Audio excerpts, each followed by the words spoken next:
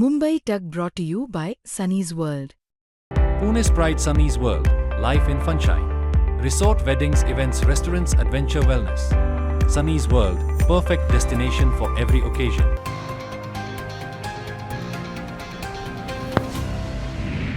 नमस्कार, मी अनुजा. तुम्ही पाहत आहात मुंबई तक. कॉक्रोच जनता पक्षाचं जे सगळं आंदोलन झालं गेल्या 2 महिन्यांपासून, त्याच्या फंडिंग बद्दल बऱ्याचदा प्रश्न जे आहेत ते उपस्थित करण्यात आलेले होते की एवढा सगळा स्टेज आहे, जेवण खाणं सुरू आहेत, माईक आहे, ह्या सगळ्यासाठी पैसा येतोय कुठून, हे प्रश्न विचारले जात होते. त्याच पद्धतीने आता हे सगळं आंदोलन झाल्यानंतर अभिजित दिपके जे कॉक्रोच जनता पक्षाचे संस्थापक आहेत, त्यांच्या शिक्षणासाठीचा सुद्धा खर्च हा त्यांना परवडला कसा, असा प्रश्न एकाने उपस्थित केलेला आहे. आणि ते आहेत गुजरात मधल्या सुरतचे अमित तिवारी म्हणून, जे आरटीआय ऍक्टिव्हिस्ट म्हणून सुद्धा त्यांना ओळखलं जातं. त्यांनी 1 ऑगस्टला अशा पद्धतीची तक्रार ही महाराष्ट्र सरकारकडे केलेली आहे आणि इतरही काही मुद्दे घेऊन त्यांनी अगदी केंद्रीय निवडणूक आयोगाने सुद्धा याच्यामध्ये दखल घ्यावी, सेंट्रल बोर्ड ऑफ इनडायरेक्ट टॅक्सेसने सुद्धा याच्यामध्ये दखल घ्यावी, अशी ही अपेक्षा व्यक्त केलेली आहे. अशा पद्धतीची तक्रारी त्यांनी केलेल्या आहेत. त्यातला पहिला मुद्दा शैक्षणिक खर्चाचा. अभिजित दिपके हे बॉस्टन मध्ये होते, आपल्या सगळ्यांना कल्पनेचं आहे. त्यांनी तिकडनंच हा सीजेपी सुरू केलेला होता सोशल मीडियावर आणि त्यावेळेला ते तिकडे बॉस्टन मध्ये होते कारण ते शिक्षण घेत होते. आता हा अमित तिवारी यांचा आक्षेप काय आहे? त्यांचं असं म्हणणं आहे की अभिजित दिपके यांचे वडील हे महाराष्ट्रातल्या म्हणजे छत्रपती संभाजीनगर इथलं वाळुंज इथली जी MIDC आहे त्या ठिकाणी ते एका ज्युनियर इंजिनियरचं काम करत होते आणि त्यासाठी त्यांचा पगार हा 60 ते 65 हजाराच्या घरामध्ये होता, अशी त्यांची माहिती आहे. आता ज्या व्यक्तीचा पगार हा 60 ते 65 हजाराच्याच घरात आहे, त्या व्यक्तीला आपल्या मुलाचं शिक्षण हे अमेरिकेमध्ये करणं कसं काय परवडलं, हा त्यांचा अमित तिवारींचा प्रश्न आहे. आता ह्यावर अभिजित दिपके यांनी समोर येऊन सांगितलेलं आहे, मी माझ्याकडे असलेल्या सगळ्या गोष्टी शेअर करायला तयार आहे. स्कॉलरशिप सर्टिफिकेट किंवा लोन सर्टिफिकेट, लोन अप्रुव्हल, हे सगळं शेअर करायला तयार आहे. पण पंतप्रधान सुद्धा ते करतील का? त्यांची डिग्री शेअर करतील का किंवा समोर आणतील का, असे त्यांचे काही प्रश्न आहेत किंवा हा राजकीय स्वरूप त्याला ते देत आहेत. आपण मूळ मुद्दा आपल्या पुरता समजून घ्यायचा झाला तर की खरोखर अभिजित दिपके यांच्या बाजूचे जे वर्जन आहे की त्यांना हा शिक्षणाचा खर्च कसा काय परवडला, याचं उत्तर शोधण्याचा प्रयत्न केला तर अभिजित दिपके यांनी त्यांचं स्कॉलरशिप लेटर जे आहे ते समोर आणलेलं आहे आणि त्याच्यानुसार खरोखर हा शिक्षणाचा खर्च त्यांना परवडू शकतो का, याचा आपण सध्या काही अंदाज बांधू शकतो. अभिजित दिपके यांनी अमेरिकेतल्या बॉस्टन युनिव्हर्सिटीमध्ये, म्हणजे जिकडे खरं तर ते master of science in public relations हा कोर्स करत होते, कुठे तर college of communication at Boston university, तिकडे हा कोर्स ते करत होते. हा 3 सेमिस्टरचा कोर्स आहे आणि त्याच्यासाठी त्यांना जी स्कॉलरशिप मिळालेली आहे ते पत्र आमच्याकडे आहे की जे बॉस्टन युनिव्हर्सिटीचं आहे, जे अभिजित दिपके यांना पाठवण्यात आलेलं होतं, जे assistant dean for graduate affairs यांनी पाठवलेलं आहे. आणि त्याच्यानुसार 2024 मधले 1 सेमिस्टर आहे आणि 2025 मधले 2 सेमिस्टर्स आहेत. या प्रत्येक सेमिस्टरसाठी त्यांना $12,500 इतकी ही डीन्स स्कॉलरशिप देण्यात आलेली होती. आता प्रत्येक सेमिस्टरचा आपण प्रत्येकी एक सेमिस्टर जर पाहायला गेलं तर त्यांना स्कॉलरशिप मिळालेली आहे $12,500 इतकी. पण या प्रत्येक सेमिस्टरचा प्रत्येकी खर्च जर पाहिला तर तो आहे साधारणतः $20,000 ते $22,000 इतका. ही बॉस्टन युनिव्हर्सिटी मधली माहिती आहे आणि जी तुम्हाला त्यांच्या वेबसाईटवर सुद्धा सापडेल.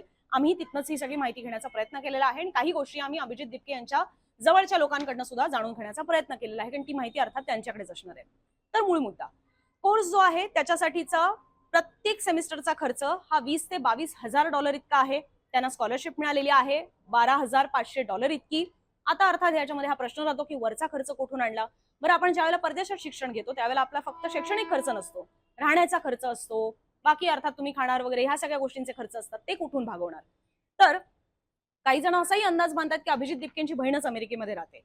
पण आम्ही जी माहिती घेतली त्याच्यानुसार दिपके काही परमनंटली कायमस्वरूपी त्यांच्या बहिणीकडे राहत नव्हते, ते दुसऱ्या ठिकाणी राहत होते. त्यामुळे हेही सगळे खर्च ऍडिशनल आलेच. मग हा खर्च कुठून भागवला?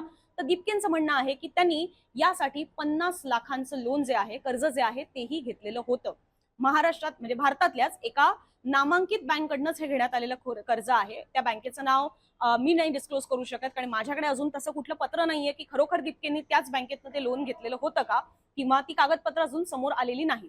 हे बॉस्टन युनिव्हर्सिटीचं कागदपत्र समोर आहे म्हणून मी त्यांचं नाव आणि या सगळ्या गोष्टी तुम्हाला समोर सांगू शकते. पण खरोखर ते कर्ज त्याच बँकेतनं घेण्यात आलेलं होतं का, याची मी आता खातरजमा करू शकत नाही. पण जी माहिती त्यांच्याकडनं मिळालेली आहे, दिपके आणि त्यांच्या जवळच्यांकडनं, त्यांच्याकडनं मी माहिती सांगते. 50 लाखांचं कर्ज एका चांगल्या वेलनोन बँकेकडनं हे घेण्यात आलेलं आहे आणि ते कर्ज अजूनही दिपके यांच्याकडनं फेडणं बाकी आहे. पूर्ण कर्ज अजून फेडण्यात आलेलं नाहीये. त्यामुळे जे अमित तिवारी यांचं म्हणणं आहे की हा 60 ते 65 हजार इतका पगार असलेल्या एका ज्युनियर इंजिनियरचा मुलगा हा परदेशात शिक्षण कसं काय घेऊ शकतो, त्यांना तो परवडला कसा, तिथे कुठलं फंडिंग होत होतं का, हा प्रश्न त्यांनी त्याच्यामध्ये उपस्थित केलेला आहे. तर त्याचं हे उत्तर आहे की त्यांना स्कॉलरशिप मिळालेली होती आणि त्यांनी 50 लाखांचं ऍडिशनल कर्ज सुद्धा काढलेलं होतं. या स्कॉलरशिप लेटरवर स्पष्टपणे सांगण्यात आलेलं आहे that I am pleased to inform you that you have been accepted as a candidate for the degree of Master of Science in Public Relations in the College of Communication at Boston University. The applicant pool for the entering graduate class of fall 2024 was very competitive. We congratulate you on being selected among this group of exceptional students. So याच्यामध्ये हाही मुद्दा आहे की exceptional स्टुडंट्सचा जो group आहे त्याच्यामधनं त्यांचं हे सिलेक्शन झालेलं आहे आणि त्याबद्दल त्यांना कॉंग्रॅच्युलेट करण्यात आलेलं आहे. पुढे त्यांनी हे लिहिलेलं आहे की your academic achievements and experience impress the graduate admission committee and we believe you will excel in the college of communication. In recognition of your future promise we are excited to award you the following scholarship for the duration of the 3 semester programme. So ह्याच्यामध्ये स्पष्ट उल्लेख आहे 3 semester प्रोग्रामसाठी ही scholarship जी आहे ती त्यांना देण्यात आलेली आहे, कारण त्यांनी आतापर्यंत त्यांच्या ज्या शैक्षणिक त्यांची जी वाटचाल ज्या पद्धतीने राहिलेली आहे किंवा अचिव्हमेंट्स इथे उल्लेख आहे, म्हणजे त्यांनी ज्या पद्धतीने स्कोर केलेले असतील ते आणि त्यांचा अनुभव या गोष्टी लक्षात घेता ग्रॅज्युएट ऍडमिशन कमिटी जी होती ती त्यांच्यावर इम्प्रेस्ड होती, ती त्यांच्यावर प्रभावित होती आणि त्यांनी त्याच्यामुळेच ह्या कोर्ससाठी 3ही सेमिस्टर्ससाठी त्यांना ही स्कॉलरशिप जी आहे, ज्याचं नाव इथे डीन स्कॉलरशिप नावाने आहे, ती स्कॉलरशिप इथे त्यांना देण्यात आलेली आहे प्रत्येक सेमिस्टरसाठी. सो हे अधिकृत पत्र जे आहे हे अभिजित दिपके यांनी समोर आणलेलं आहे की मला स्कॉलरशिप मिळालेली आहे आणि त्या पलीकडचा खर्च त्यांनी कर्जामार्फत भागवलेला आहे. या पलीकडे जाऊन सुद्धा अमित तिवारींचं असं म्हणणं आहे की जी सीजेपी हा एक प्रकारे राजकीय पक्ष असल्यासारखाच वागतोय. कपिल सिब्बल जे खासदार आहेत आणि राज्यसभेवरचे खासदार आहेत आणि जे खरं तर आता या आंदोलकांचे वकील सुद्धा आहेत की ज्या आंदोलकांच्यावर केसेस सुरू आहेत त्यांचे ते वकील म्हणून सुद्धा काम करतात आणि त्यांनी यांच्यासाठी 1 कोटीची लीगल एड सुद्धा दिलेली आहे, कायदेशीर मदत म्हणून 1 कोटी दिलेले आहेत. यावर सुद्धा तिवारींचा आक्षेप आहे की ह्या जर कुठलाही रजिस्टर्ड पक्ष नाही, कुठलीही रजिस्टर्ड संस्था नाही, तर ही मदत नेमकी दिली कशी काय जाते, ती जाते कुठे. तर याबद्दल इलेक्शन कमिशन दखल घ्यावी, कारण की सीजेपी एक राजकीय पक्षासारखा वागतोय असं त्या तिवारींचं म्हणणं आहे. पण जर अजून सुद्धा कारण जी फॅक्च्युअल माहिती आहे, जे वास्तव आहे त्याच्यानुसार सीजेपी हा अजूनही इलेक्शन कमिशनकडे, जो अभिजित दिपकेंची जी सीजेपी आहे हा अजूनही इलेक्शन कमिशनकडे रजिस्टर्ड पक्ष नाही, त्याची अजूनही इलेक्शन कमिशनकडे नोंदणीही झालेली नाही. त्यामुळे जी गोष्ट इलेक्शन कमिशनकडे रजिस्टर्डच नाही त्याबद्दल इलेक्शन कमिशन कारवाई करू शकेल का किंवा त्याच्याबद्दल कुठला तपास करू शकेल का, याबद्दल मला तरी साशंकता वाटते, कारण त्यांच्या ते अधिकार क्षेत्रातच सध्या तरी येत नाहीये. पण आता ह्याच्यामध्ये जी लीगल एड देण्यात आलेली आहे कपिल सिब्बल यांच्याकडनं 1 कोटींची, त्याच्याबद्दल टॅक्स सुद्धा लावण्यात यावा, जीएसटी लावावा 18% असंही तिवारींचं म्हणणं आहे. या सगळ्या गोष्टी पुढे किती जातात, खरोखर जातात का, हा एक वेगळा चर्चेचा विषय होऊ शकतो किंवा आपल्याला ते पुढे कळू शकेल की यंत्रणा खरोखर त्याच्यामध्ये काही करतात का. पण महाराष्ट्र सरकारकडे सुद्धा त्यांची ही तक्रार आहे, कारण की अभिजित दिपकेंचे वडील हे MIDC मध्ये काम करत होते, त्यामुळे इथे सुद्धा ती दखल घेण्यात यावी किंवा तपास करण्यात यावा असंही त्यांचं म्हणणं आहे. अर्थात तिवारी यांनी या सगळ्या संस्थांकडे किंवा यंत्रणांकडे तक्रारी केलेल्या आहेत असं ते दावा करतायत, तर याबद्दल अजून कुठलंही अधिकृत वर्जन या यंत्रणांकडनं आलेलं नाही. त्यामुळे हे फक्त दावेच राहतात का, हे फक्त मीडियावर येऊन केलेले आरोपच राहतात का, की खरोखर त्याचं पुढे काही होतं, हे मात्र आपल्याला बघावं लागेल.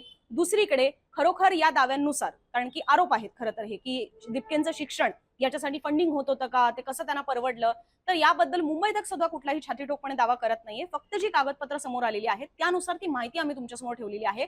दिपकेंनी खरोखर कर्ज काढलं का, ते त्यांनी फेडलंय का, ते फेडतायत का, ते कुठल्या बँकेकडनं कधी किंवा कसं घेण्यात आलं, याची अजूनही अधिकृत कागदपत्र ही पब्लिक डोमेन मध्ये आलेली नाही. ती ज्या वेळेला येतील तेव्हा त्या संदर्भातली सुद्धा माहिती आम्ही तुमच्यासमोर नक्की ठेवू. पण ह्या सगळ्या आरोपांबद्दल तुम्हाला काय वाटतं, ह्या राजकारणाबद्दल तुम्हाला काय वाटतं, तुमच्या प्रतिक्रिया कॉमेंट बॉक्समध्ये आमच्यापर्यंत नक्की पोहोचवा.